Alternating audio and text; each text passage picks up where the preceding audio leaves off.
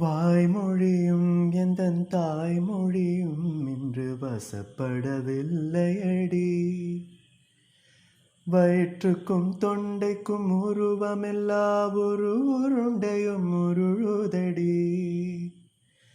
காத்திருந்தால் எதிர்பார்த்திருந்தால் ஒரு நிமிஷமும் வருஷமடி. கண்கள் எல்லாம் என்னை பார்ப்பது போல் ஒரு கலக்கமும் தோன்றுதடி.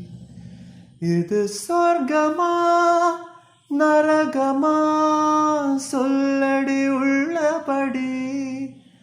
நான் வாழ்வதும் விடை கொண்டு போவதும் உன் வார்த்தையில் உள்ளதடி.